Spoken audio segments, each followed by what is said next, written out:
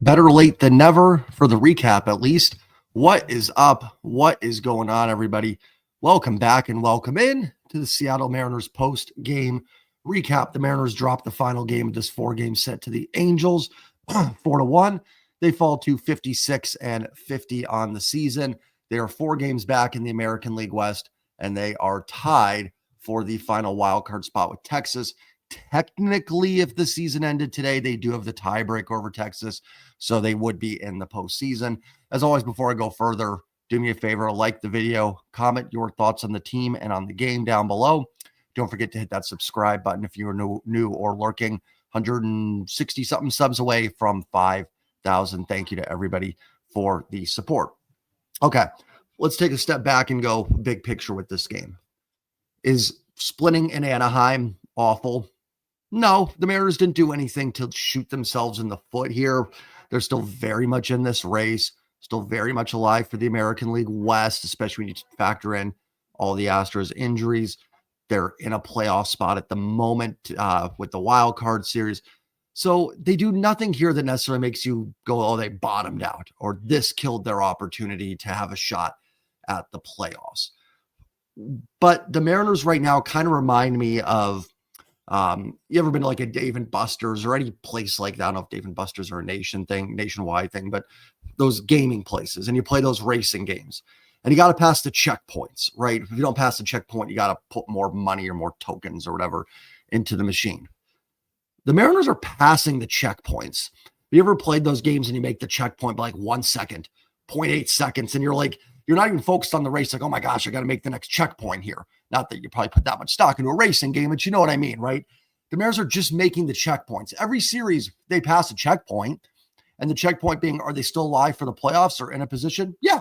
So they passed a checkpoint. But they're not winning the race. I mean, maybe not the best analogy because technically they'd be in the playoffs. But you know what I mean, right? They're not pulling away with anything. They're not getting on that run where they go 8-2 and, you know, pull ahead a little bit and you feel really good about them making the playoffs. I think for all of us, we're still 106 games into the season. I think every single person here would comment, you guys can, that I feel just as this team is just as likely to get in the playoffs and get the ALCS as they are to miss the playoffs right now. You know, like we can see them getting hot. It makes sense why they would, but I could also see them just missing by 1 game and Boston, New York, and Texas passing them. So they haven't really gotten on that heater yet. And I talked about it yesterday. I think it's going to be a lot of this the rest of the way, honestly. And I don't mean that necessarily as a dig on the team. I guess I do to an extent, but you know, I said that there's going to be a lot of this, and you just hope in October that you come out on front of it a little bit. There's going to be games that just make us pull our hair out. And then there's going to be series like the Detroit series where we go, man, that was fun. And this team is dialed in.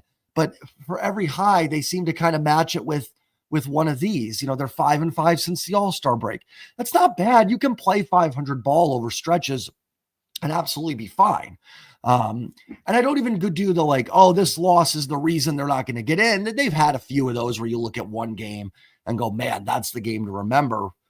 But I think every team has those. Like, couldn't Texas look at some of those extra inning losses to the Mariners? And if Texas doesn't get in, doesn't have the tiebreaker, couldn't Texas do the same thing? So people go, oh, that's the loss the Mariners are going to remember. Well, Texas has a few of those too. So it's not so much one game. It's just, I'm waiting for that kind of that run for this team where they win 8 out of 10. And, you know, this is an Angels team that, like, again, I've said they're not bad by any means. They're 4 games under. You know, their lineup's actually, I think, pretty good, or it's capable, but you just can't get that leg up on them. You know, and this is a stretch here with Anaheim and the A's where you think you could make up a little bit of ground or go on a little bit of run. And then you have the White Sox down the stretch of this, 17 games and 17-day stretch. And, you know, the A's make me nervous too, because that offense is really, really good. So it's not even there that I'm super confident the Mariners are going to go in and win a series. They just swept Houston in 4, and with Nick Kurtz and Brent Rooker and Jacob Wilson, the pitching struggle. That offense is legitimately, I think, a top 5 offense in baseball. And, you know, you got Evans going to that series too. It's going to make it tougher. So it's just kind of that with this team. And I think they're going to be in it till the final week. I do. I do think they'll get in. It's, I've been wrong before, so don't take my prediction for anything. But I don't think it's going to happen like in August, mid-August. I think they'll have good stretches, right? Like, I'm not saying that they're going to just go win, loss the rest of the way. But for every 6-3 stretch, they seem to then go 3-6. For every 3-6 stretch, they come back and go 6-3. But it just doesn't ever give me a 10-2 stretch and then go 7-7. That's totally fine, right? Do that for me. And they just can't seem to really do it. Even if you go back to that Tiger series, you could say they're 8-5 since then. But they got swept the series before against the Yankees. So even that Tiger series, you look at that road trip, they were 3-3, which is absolutely fine for New York and Detroit. Those are good baseball teams. But even there, it's like, even with the sweep in Detroit, they still didn't make it. It's fifth game in a row I've hit my mic with my hand. They still don't make it, this huge, wow, they went 5-1 against those teams. Anyway, it's kind of long-winded there, but I do think they're going to be in it till the end for sure. I think they'll even have a good chance to get in. Wouldn't shock me if they're even in the AL West race until the very end. Houston is dealing with so many injuries. Sounds like Paredes is going to be out for maybe the season. I don't know. Haven't heard anything on Jordan. They've got pitchers working their way back, but that's going to take some time for them to get back in the groove of things. So I don't even think the AL West is over. It's just it's just frustrating. It's just frustrating. A lot of people use the word unacceptable for games like yesterday, and certainly losing Logan Gilbert versus Kyle Hendricks is a game that you very much feel and that you should be winning. It's not to me that it's unacceptable. It does happen in baseball. It's just frustrating because I feel like every recap I go, well, next series you do have Wu and Gilbert going, so you feel pretty good there. And they're just not winning all those, and they're not going to win every single one. And not Brian Wu was great, but Wu pitches really good, can't get offensive support. Logan didn't get offensive support yesterday, but one bad call and everything unravels. And it's happened too much with these starting pitchers with one inning like that. So let's get in the box. We haven't even talked about the game much here. Let's talk about that a little bit. So very frustrating, right? Kyle Hendricks is someone you feel like the Mariners should hit. Very much a junk ball or fastballs at 85. Changeup did look good. I will give him credit. I thought his changeup was very solid yesterday, but this is a guy that just doesn't have any whiff or strikeout.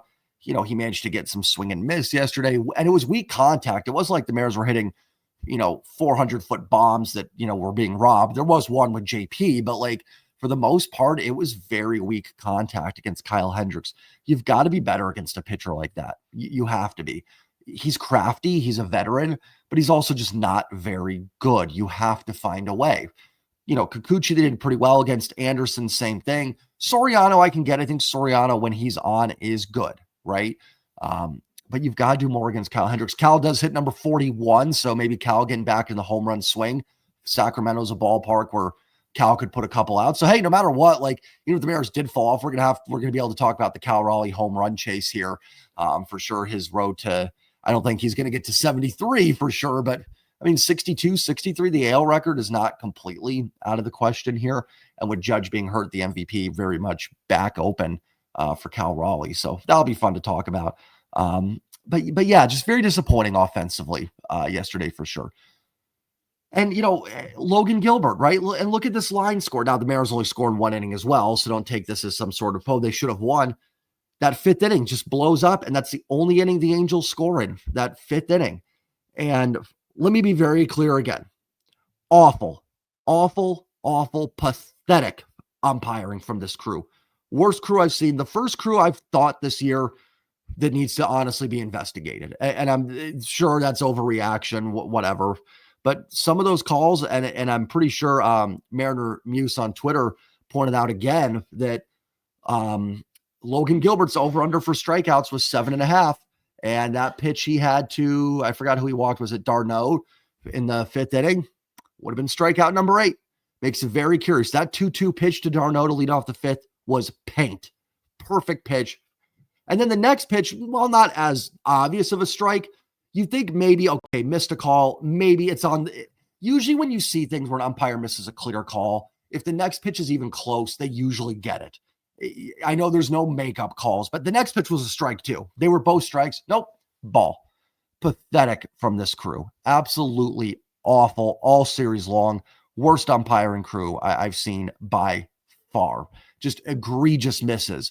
And if we're going to investigate players, like I said, that Guardians pitcher, Why aren't umps looked into at all? I guess it depends on how much money was won on these things. I think the reason the Guardians guy's being looked at is because someone won a ton of money on him throwing a ball for the first pitch. So I think that has more to do with it. I don't know what, maybe Logan, who knows what the Logan Gilbert strikeout thing would have done. But it is very, very interesting and awful and bad for the game. And these guys are a joke. They are a joke. And it's funny. I'm actually not that wild about ABS. I mean, I'm excited for it. I do think sometimes some of these pitches that are like this close, it's like, okay, come on. Like really okay, got to overturn it. But I want these umpires out. So just for that alone, it's worth it. Because they're a joke. There's like 2 that are decent in this league. With that being said, with that rant being done, Logan's got to settle in and bounce back. You are not the first pitcher to get hosed on a call. Not the first hitter, right, to be hosed on a call. It happens. d'Arnaud walks. You've got Rengifo, Campero, and Newman coming up. You've got to get out of that and not give up a run there. There is no excuse for it. Yes, the call was bad. Yes, it's frustrating. Let Cal talk to the umpire. Let Dan or Manny Actor or Pete Woodworth come out and bark with the umpire. You have got to settle down and get through that inning. And there's nothing for me to believe but that Logan let that get to him. Because then he walks Rengifo, who does not walk at all the next bat. Or excuse me, wild pitch. He spikes one, and that allows d'Arnaud to get to second. Then he wild pitches. Wild pitch. Then he walks Rengifo. Then Campero's trying to get himself out, and you hit him with a pitch when he's trying to bunt. Newman does essentially ground into a double play. It was just hit too weakly to be turned 2. And I'm not even that mad about the Trout home run, right? Like Mike Trout is still a good baseball player, not where he was, in his prime, but he's still good. If all that happened that inning was like, d'Arnaud like sneaked a base hit through on a grounder and Trout homered, I'd say it stinks, but like it happens, right? Like Mike Trout got you, not the end of the world. I mean, it's frustrating because it's 2 runs, but like Mike Trout is still good at baseball. What's annoying is that the Angels put up 2 runs in that game, which would have been enough to win 2-1 with a walk, which very, very, very questionable for the record, wild pitch, walk, hit by pitch, double play ball. And it was 2-0 from that, essentially. That's how the Angels got up 2-0. You can't let that happen. You cannot let that happen.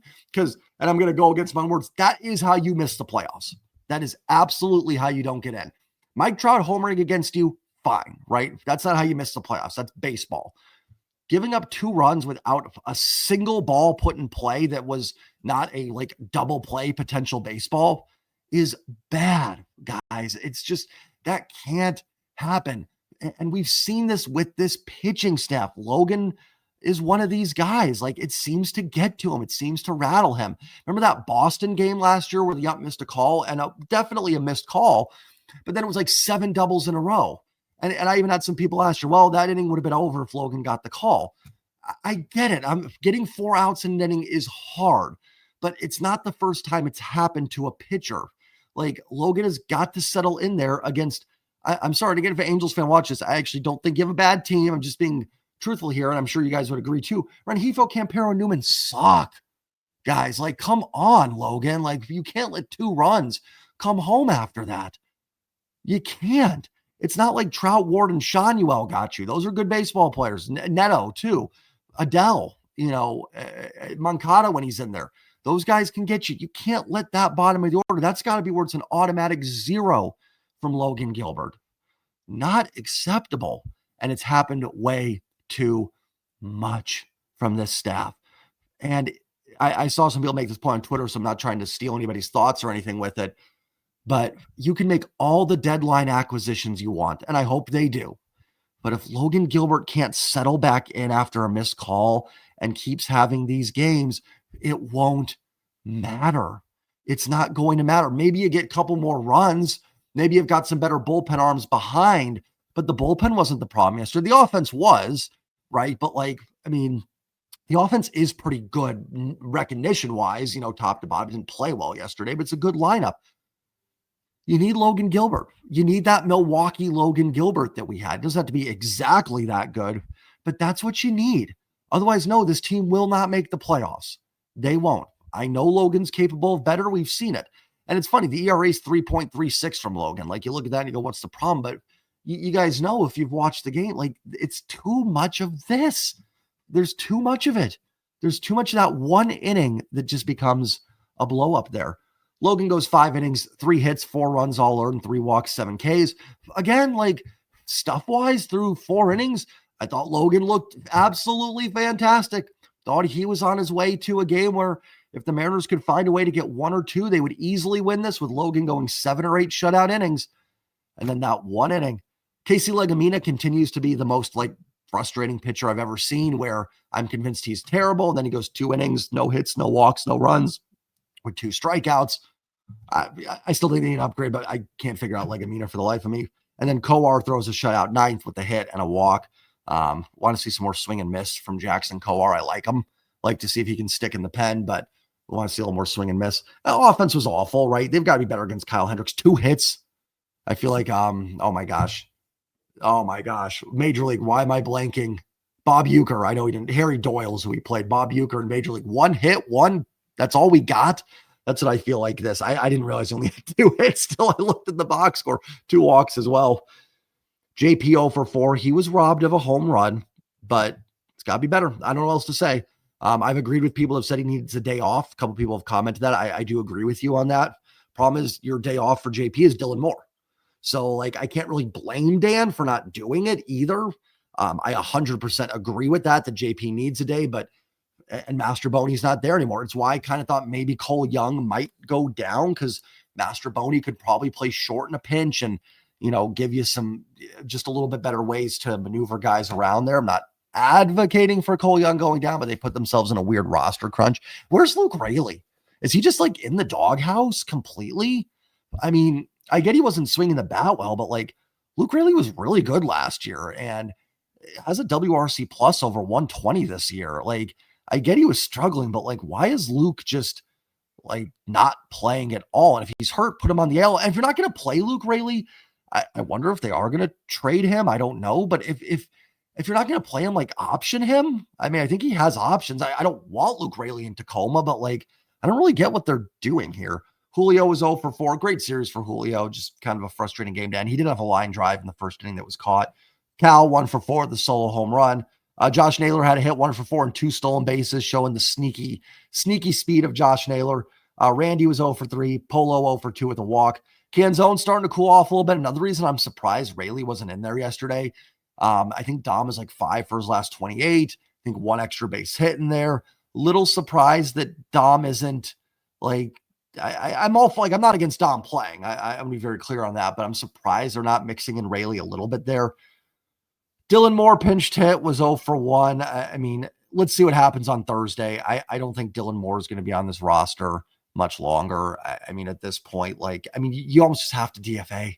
I know they're trying to trade him, and I get that. And it's probably fine to leave him on the roster for just a week and see what happens. And again, it's not even the result. I mean, it is the results. It's like, it's not like he's just spraying line drives and getting caught. I mean, he is earning every bit of this 2 for 1,000 streak that he is in right now. Ben Williamson was 0 for 2 with a walk. I will say, and I feel like I'm always, like, praising Ben Williamson. I want an upgrade over Ben. I mean, the 596 OPS isn't going to cut it. The defense has been there. I will say that walk he had in the 8th was probably his best at bat. If Ben Williamson could do that more, where he lays off some of those pitches, sprays his BABIP singles in there, plays his defense, and can work some of those walks where, he's lays off the pitches, I do think he could be your third baseman. I'd like to see a little more pop than 1 home run for sure. But, like, that was a great at bat. Like, I'd love to see that more from Ben, because he works himself into good counts, but then he seems to get swing happy when he's ahead. And then Cole Young over 3. Offense was terrible, no doubt about it. I mean, Logan could have been on his game and you might have still lost this. So offense doesn't get a pass for not getting runs off Kyle Hendricks. But, man, that is frustrating outing from Logan. So that's all I've got tonight in Sacktown. So hopefully the Mariners can bounce back. It's going to be tough. The A's are cooking. They've won 4 in a row. JP Sears is a guy I think they've hit pretty well in the past. Could be dead wrong on that. But I feel like they have going to be tough, because you got Castillo, who's been good, but Castillo in that home run happy Parkinson offense could be worrisome. Logan Evans going. I do wonder Me and Mariners, sir, we're talking about this. I'll give him the credit on this. If the Mariners do win the first two of this series, like let's say they win the Castillo and Evans start, do wonder if you push Woo back to Texas, back to the Texas series, and you have Woo, Kirby, Gilbert, Castillo going, and then you just start like Emerson Hancock game 3 in this series. I do wonder if we see something like that. Would not completely shock me if they can win the first two in Sacramento. I know like I want to be very clear to when I say those things, I'm not talking about punting games because I think people get that in their head.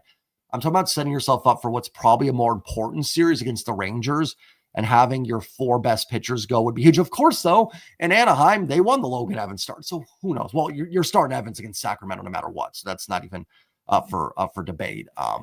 If anything, that would make more sense than to start Hancock. So we'll see what they end up doing. We'll see if they can even win the first two. If there's any breaking trade news, I mean, I'll be at work, but I'll try to come on and talk about them. So I'll try to give a quick summary. Wouldn't be shocked if we see some. The market's starting to get going here. So take care, everybody. Like, comment, subscribe, and as always, go Mariners. Peace.